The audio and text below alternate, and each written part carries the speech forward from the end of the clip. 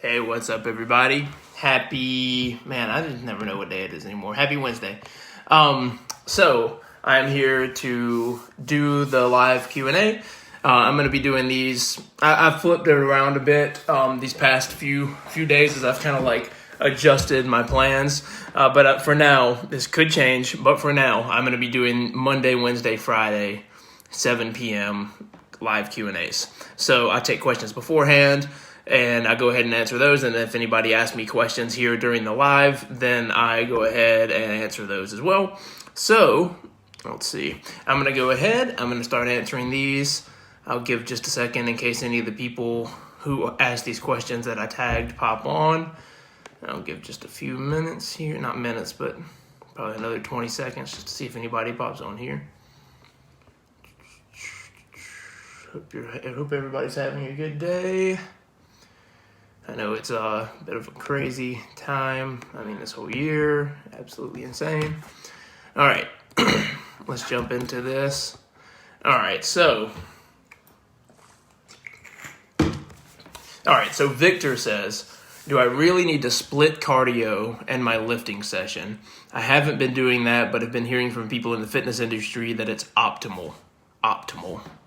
Okay, so he's asking, if he needs to do his weightlifting session, and then at a separate time do cardio, right? And there's that advice floating around out there that that's what he needs to do. First of all, I would say it depends on your goals, but generally no. What I would tell you to do is do your lifting first and then do cardio at the end if you have time. So if you're somebody who you don't have a very tight schedule, you've got a good amount of time when you go to the gym, maybe it's after work and you don't have to get home to anything quickly or don't have anything planned in the evening, maybe you get up super early and have plenty of time, whatever it is. If you don't have a tight window of time, there's absolutely nothing wrong with doing your lifts and then doing your cardio at the end and then moving on. I would not recommend, if your time is not good, if your time is too tight, you've only got an hour or whatever, only got 45 minutes, whatever, then it is good to do it at a different time. You don't want to go too intense because then you're going to hinder your recovery for your weight training, but that's what I would say. The one thing I would tell you not to do is to not do the cardio before the workout. A lot of times you see people go to the gym and spend 20, 30 minutes doing, treadmill or rowing or elliptical or bike or whatever they could do, and then they do their lifts. And I can promise you that if they just did a proper warm-up, lighter version of the lift, let's say their first lift is a squat, they go in there, if they just start with the bar and then move up slowly, and warm up the exact muscles they're about to train with the train doing heavy sets of the squat with lighter versions of the squat, they're going to be able to lift more weight and progress more quickly by doing that type of warm-up rather than using cardio as a warm-up. I would say if you're going to do cardio, do it at the end or do it at a separate time. So no, to answer your question, man, you don't have to do it at a different time. I would just put it at the end. Let's see. Reginald says, how many exercises per muscle should I be doing in a single session? And is there a time limit on workout sessions? Too long, not long enough, that type time limit. All right, those are two different questions. Let me answer them one at a time. All right, so let's say, the first one, how many exercises per muscle should I be doing in a single session? Man, okay, so I'm going to say that this totally depends on your goals. I feel like every question I answer starts with that, but it's just true. I mean, if your goals, it depends on a few things. It depends on what your goals are. It depends how far along you are. Are you a beginner? Are you kind of just transitioning to more of an intermediate phase? Have you been doing this for quite a while? Those are the things I'd ask because I'm actually not gonna answer this question yet. So if you pop in here, Reginald, let me know. And if you don't and you see this later, let me know in the comments or message me and I'll answer it more directly in the next video that I do on Friday. Because honestly, I mean, if you are, let's say that you're going to do strength, your goal is strength, and it's nice to have muscle, but muscle is like a byproduct of you getting stronger that you could take or leave. If that's the case, you're not going to be wanting to do as many sets because you're going to want to go fewer sets, heavier weight, right? And then give yourself time to recover. But if your primary goal is muscle gain and strength is just a nice byproduct of it, then you want to then you're going to want to do more sets. You're going to want to do more volume. So, with a lighter weight. So it just depends, man. It honestly just depends. And if you're a beginner, you still want to start with the heavier stuff and then progress into that. You can start with some of the higher rep, lower weight stuff too, but you definitely want to have the heavy stuff in there. So let me know the answer to what your main goals are and how far along you are. I know we've talked about it once before in one of the lives, but give me some more info on that, man, and I'm happy to answer. The second question where you said, how long is there a time limit on workout sessions? Too long, not long enough?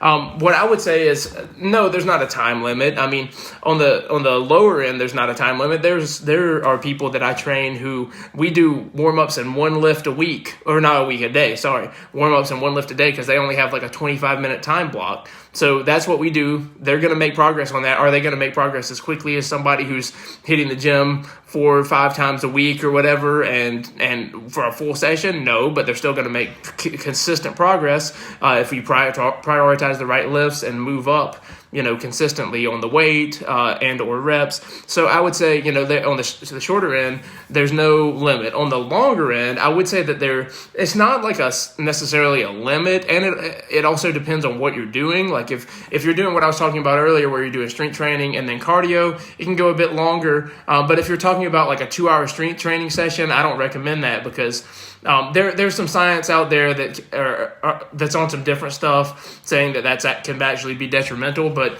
I'm not going to speak too much on that because I don't fully understand it yet, and I don't want it to, and I don't think it's totally conclusive. But for no other reason, I would say a 2-hour session of just strength training, the longer you do that, the more fatigued you become, the more likely your form is to break down, the more likely you are to get injured or sacrifice your form or just lose efficiency in the lifts, whatever. So I personally advise not to go like longer than like an hour and a half in your sessions of lifting. Now, if you do an hour and a half of lifting and then tack on 20, 30 minutes of cardio at the end, that's different. That's how I'd answer that. So let me know on the first one, man. Let's see. Okay. Michael says, I enjoy running 3 miles, 10 minute per mile pace 3 days a week. Man, props to you. But I'm in a bit of a rut with my workouts in the gym the other 3 days. Are there any good full body workouts online, or do you have suggestions? Oh, dude. Okay, so first of all, congrats on finding something you like with the running. I'm glad you have something that you enjoy that you don't feel like you're in a rut. But let's see, you said you've got 3 other days that you're trying to do the gym. All right, so it depends on your equipment, but yes, if you have 3 days, the starting strength program is absolutely perfect for you. It's a 3-day plan. You'll probably be in the gym for 45 minutes to an hour and 15 minutes once you do your warm-ups and your lifts, and if you add any accessories to the end. This program is literally 4 lifts. It's deadlift, overhead press, bench press, barbell, low bar, specifically squat. And so if those 4 lifts, there's 2 actually different workouts. There's a day A and a day B, and they just rotate. So like on week 1, you do A, B, A. Week 2, you do B, A, B. So like that's how it works, and it's awesome, dude. Honestly, like it's those 4 lifts, and if you want to add, whatever's important to you to the end, ab stuff, arm stuff, calf stuff, whatever, you can throw that onto the end of it. But that is 100% the program I'd recommend, so much so that even if you don't have, you need really 4 things for this. You need a barbell, enough plates, a bench, and some sort of rack, whether a power cage or even squat stands or whatever. You need that kind of stuff. If you do the squat stands, you definitely need somebody as a spotter for the bench. But that's what I would say. Like, do those things. Even if you don't have that equipment, do some variation of a starting strength type program with dumbbells or whatever you have. So let me know what gym you work out at. That's absolutely what I would recommend. Let's see. Dustin says, how do I get fit without putting in the time? Dude, okay, so I saw this question, and I know you probably meant it as a joke, but I'm going to actually take it seriously because I think that this is something that people really do struggle with. You know what I mean? I know it is. People struggle with fitness stays a hope and a goal for some people for their entire lives because they can't figure out how to make it work time-wise. And I'm here to tell you that, like, I say this with other things all the time, progress is greater than perfection, right? If you are going into something thinking I have to go all or nothing, that is the number one killer of fitness progress. You know what I mean? Because all or nothing doesn't work for most people. There are a few select people out there that handle things like that well. They can flip a switch and suddenly be doing everything differently, but there's not many. I've coached maybe two out of all the people I've coached, which is a good bit. And I would say it's not even, like, it's so uncommon. So what I would recommend is, like, finding little pockets of time that you can do things in. I mentioned earlier that I coach somebody who, she only does one lift every day, 25 minutes with a warm up and then 3 sets of the lift. There are other people that I've coached who, like, I've literally had people drive to the gym with their clothes and then leave without going into the gym, because, like, eventually one day, if that's the step they're focusing on at some point, they're going to go in the gym. You know what I mean? So that's how I'd answer that one. Focus on something. Find something you can do. Whether it's